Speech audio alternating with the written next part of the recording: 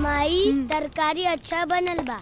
You जाहिल गवार नौटंकी, तू क्या समझती है? तेरे नाटक करने से राजा तेरा हो जाएगा। तुम उल्टी करोगी तो राजा के बच्चे की माँ बन जाओगी। तुम गांव की औरतें होती ऐसी हो, मुंह काला किसी और के साथ करती हो और बच्चे का बाप किसी और को बनाती हो। डाले, तू अपने जुबान पे लगाम दे, वरना क्या क्या कर लोगे? अरे ते खड़ा वहाँ का करता रे? अरे जौना कोक से हम तोरा के जन्म देली, ये सारी बिगड़े वही कोक के गाड़ी देती है। हम गांव वालन के बच्चलन कहती है रे, और तोरा के कुछ बुझाते नहीं के चुपचाप खड़ा बड़े पगला गल बड़े का रे। डाली, अपन कहल वापस ला और माई से माफी मांगा। माफी माई फुट।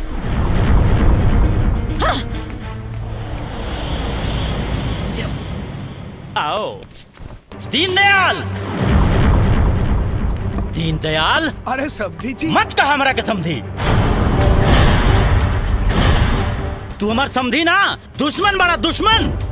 तू और तोहर बेटा हमरा बेटी के जिंदगी बर्बाद कर रहल बड़ा लोग। लेकिन याद रखा, हम तू लोगन के बर्बाद कर दे, फांसी पर चढ़ा दे पूरा खानदान के। बाबूजी खबरदार,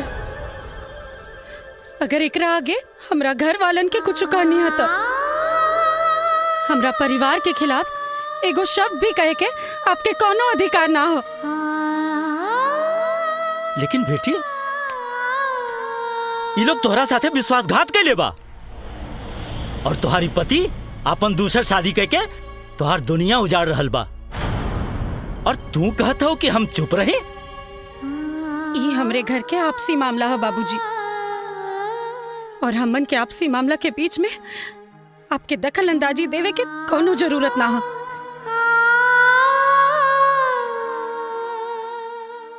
बाकी कुसुम बेटी, हम कोनो गैर ना, तो हर बाबूजी हैं। हाँ बाबूजी, आप हमार बाबूजी हैं, लेकिन जे दिन आप हमार कन्यादान कर देनी, वही दिन से हम ये घर के बहू हो गए नहीं बाबूजी।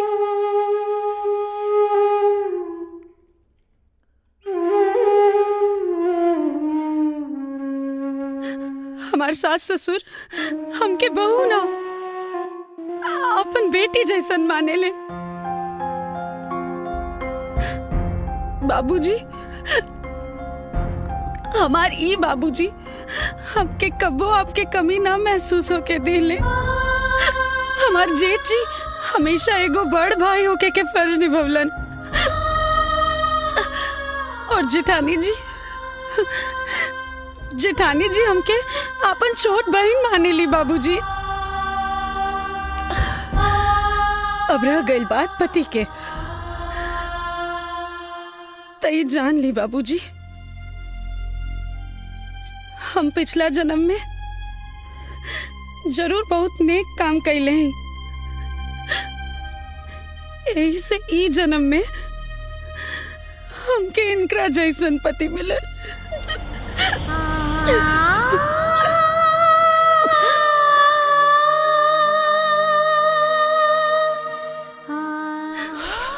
वाह बेटी वाह,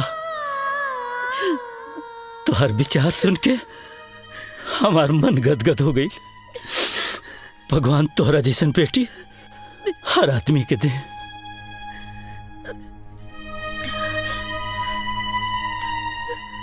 भगवान तोहरा के खुश रखे, सदा सुहागिन रखे, सदा सुहागिन रखे। जरूर हम पिछला जन्म में कोनो न कोनो अच्छा कर्म कैले होगम, यही से हमरा बहू के रूप में हमरा बेटी मिल गई।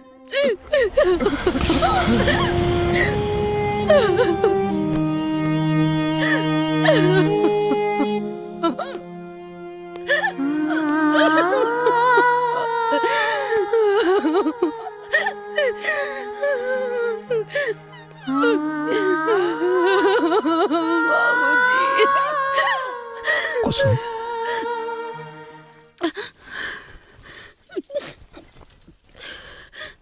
कुसुम हमरा समझ में नहीं आवत कि हम तोहर शुक्रिया कैसे अदा करी।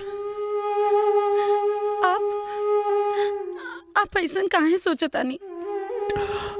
कैसे ना सोची, जौना घर के मान प्रतिष्ठा के रक्षा हमके करे के चाहिए, ओकरा के हम खुदे नीलाम कर देले बानी।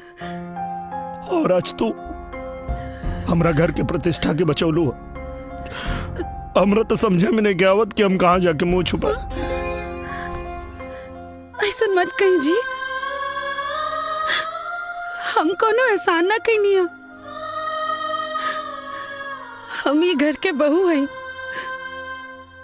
और बहू रहला के नाते खाली अपन कर्तव्य के निर्वाह करनी है, बस, और कुछ ना। काश हम अपने कर्तव्य के निर्वाह कर पाती।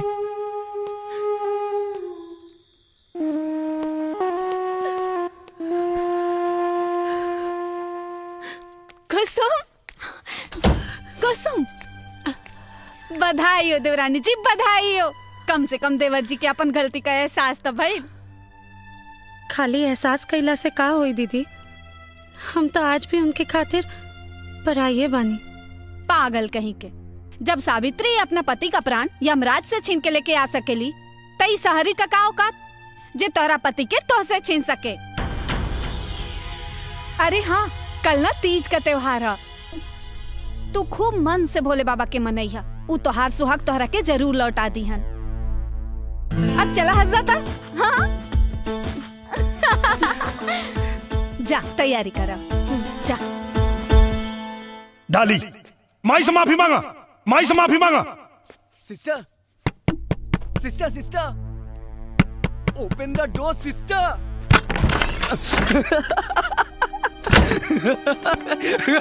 क्यों हंस रहे हो? अरे तुम सुनोगी तो तुम भी हंसोगी। क्यों, ऐसा क्या हो गया? अरे राजा को तुमसे छीनने के लिए वो लोग प्लानिंग कर रहे हैं, वेरी स्ट्रॉन्ग प्लानिंग। इन बेवकूफों को ये भी नहीं मालूम कि तुमको राजा नहीं सिर्फ मनी चाहिए, मनी। क्या प्लानिंग कर रहे हैं? अरे वो क्या बोलते हैं गांव में, तीज। तीज तुम्हारी सौतन है ना कुसुम, वो राजा को पाने के लिए तीज का व्रत रख रही है। इससे क्या होगा? अरे सिस्टर, उन लोग का मानना है कि व्रत रखने से बहुत शक्ति आएगी और शंकर भगवान खुश हो जाएंगे, तुमसे राजा को छीन के कुसुम को दे देंगे। बेवकूफ लोग।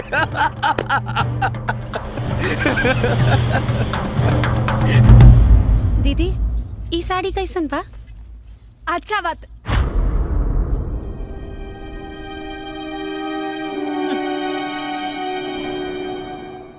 सुनिए,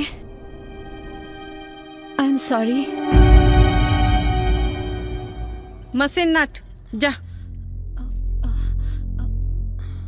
मैं भी तीज व्रत करूंगी। तीज व्रत? जी। अरे तीज व्रत कल को ना तोता उड़ावल काम ना हो, जेलू पिजड़ा खोलू और तोता हो गेल फुर। तू शहर का लड़की लोग का जनबू हो कि तीज कैसे कल जाला। जा अपन काम करा, जा। क्यों? काहे से कि तीज व्रत में छोट छोट कपड़ा उतार के साड़ी पहने के पड़ेला। मैं पहनूंगी। अरे इतना आसान काम ना होला। तीज व्रत में पूरा एक दिन और एक रात भूखे पेट रहे के पड़ेला और तोरा से तो 1 मिनट भूख बर्दाश्त ना होला। तू कैसे रहबू तीज व्रत? हैं? रह लूंगी। दीदी, इनकरा के तो गोबर से घृणा आवेला ना? हाँ। ई का भूखियन तीज के व्रत? तीज में तो पूरा घर के गोबर से लीपे के पड़ेला, उहो अपना हाथ से। मैं लीपूंगी। ठीक बा, तो कल हम जौन जौन कहब वैसे वैसे कह लिहा। जी। भाई, यस बहना तो सही एक्टिंग कर रही है भाई। Yes brother.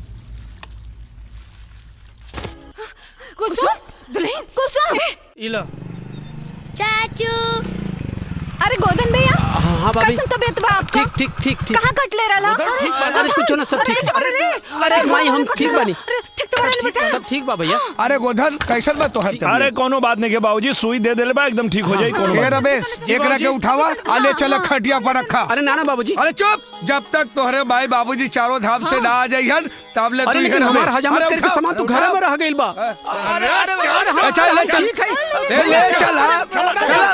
अरे भाभी खाना निकाला ना, बहुत जोर से भूख लगल बा। रउआ के कुछ होश खियाल बा? का भाई? कुसुम अबही ले आपन व्रत निखे तोड़ ले, ओही तरह भूखल पियासल पड़ल बिया। काहे? जैसे कि रउआ के कुछ पते नहीं खे कि जबले एगो तीज का सुहागन अपन पति का आशीर्वाद ना ले ले तबले व्रत ना तोड़े ले। लेकिन रउआ के का फर्क पड़े वाला बा? वो खाओ पियो चाहे ना खाओ पियो, जिए चाहे मर जाए, रउआ के वो देवता माने ले। लेकिन रउआ देवता ना, पत्थर है पत्थर। लकी भैया, लकी भैया, अरे आप आ गए? आप जल्दी अंदर आइए ना, मुझे आपको कुछ दिखाना है, प्लीज जल्दी आइए।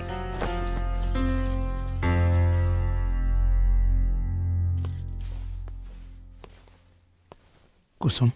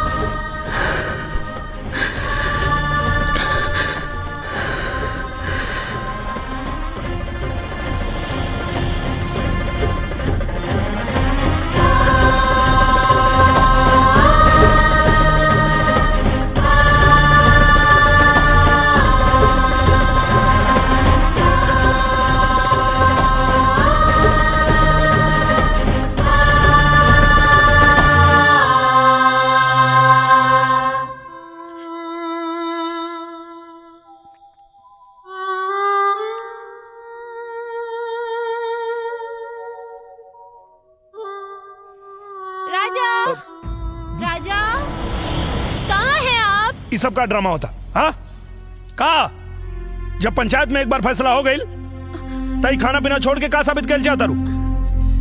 ये सब खाना पीना छोड़ला से कुछ होके वाला नहीं के। अब चल जाओ, खाए के बाद तो खो, नहीं तो मत खो।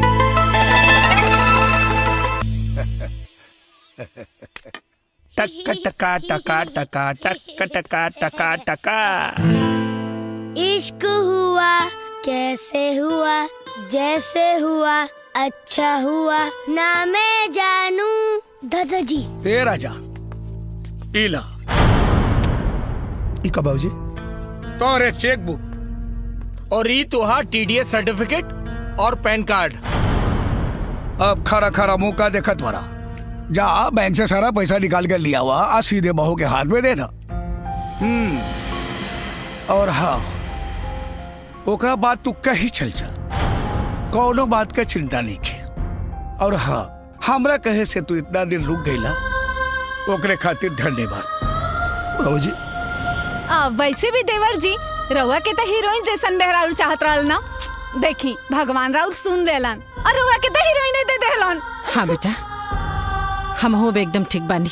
डॉक्टर कहना है कि कोनो दिक्कत ना है, हैं? अब तू बेफिक्र होके जा सकेला।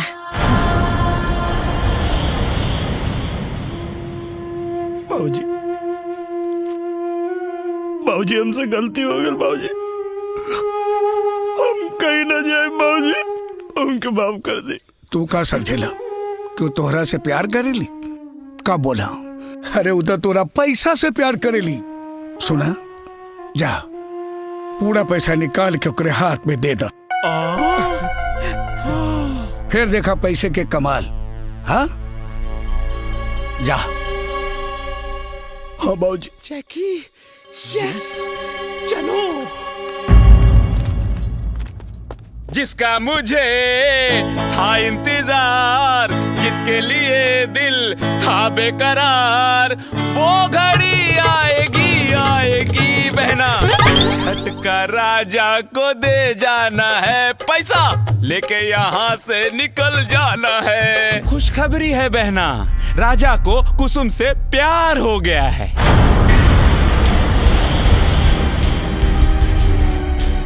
अब पैसा तुम्हारे पास खुद ब खुद चलकर कदमों में आने वाला है बहना। नहीं भैया, मुझे पैसा नहीं, राजा चाहिए। ये क्या बोल रही हो बहना? तुम्हारा दिमाग तो नहीं खराब हो गया है? मुझे राजा से प्यार हो गया है। क्या? अगर दौलत रहेगी बहना तो ऐसे सैकड़ों राजा तुम्हारे कदमों में होंगे।